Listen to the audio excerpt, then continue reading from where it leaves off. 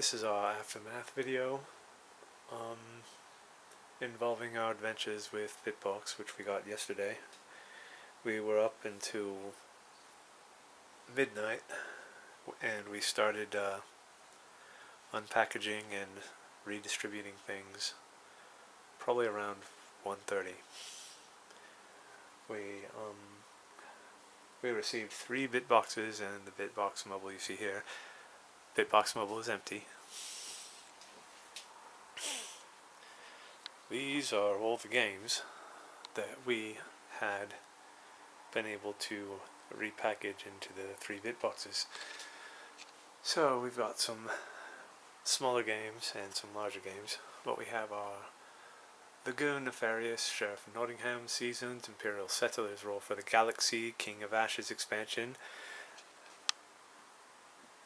Champions of Midgard, Takenoko, Tokaido, Ashes of the Phoenix Born, Vitalia, Abyss, Robo Rally, Adrenaline, Among the Stars, Pandemic Cthulhu, Dead Men Tell No Tales, Crows, Roll for the Galaxy, Ambition, Sea of Clouds, both Epic Spell Wars games, Rumble at Castle Tentakill, and Duel at Mount Skullsfire,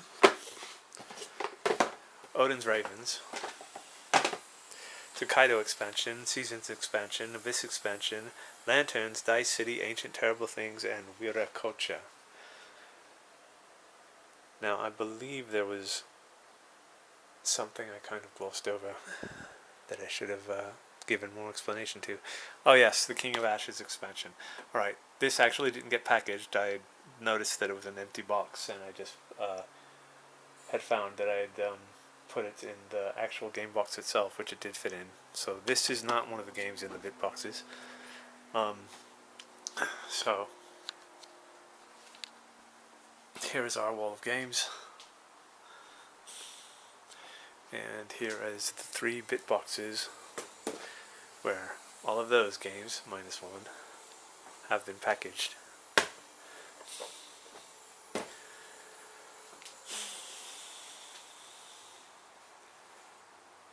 Now, I had been waiting a long time to get these, as sure as everyone else did that supported the Kickstarter. And I should have known better. I don't think I really should have known that my OCD wouldn't have allowed me to do this without any kind of regret.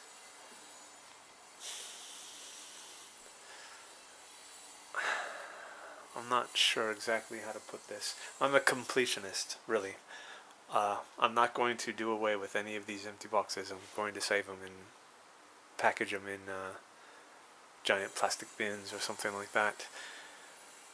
And most likely I'm not going to draw on these or put stickers on them or anything like that, because I will be recycling and putting stuff in and taking stuff out along the way. So what I did was I just put these little post-it flags on everything. Now, it was a valiant attempt at what they tried to do with these bit boxes. But again, I've just got a severe problem with having to dig through these sleeves to find any boards or instructions or chits or things like that. And I probably shouldn't have ordered the Bitbox Mobile.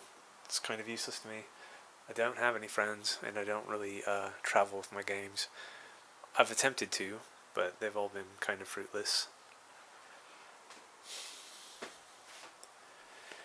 And room, well, comparatively, if you look at these stacks of games compared to these 3 boxes, you might say that, yeah, look at all the space I have now. But it's really not any different. The height level hasn't gone down. There's just as many stacks here. I believe maybe at last viewing, things were about that high, just barely below the clock there. But in reality, it really didn't save that much. Didn't really save that much space. But I suppose that's a good thing, because that's just going to if I opened up a big huge hole there, that's just going to allow me to buy more games, which are completely useless to me. I'm just a soulless collector, you might say. But if you are one of those ravenous gamesmen that would really benefit from a storage system like this, then I'd say great. I'm sure that would work for you. But again, I'm just too much of a completionist. I'm really regretting not being able to look at all this beautiful artwork and these beautiful games.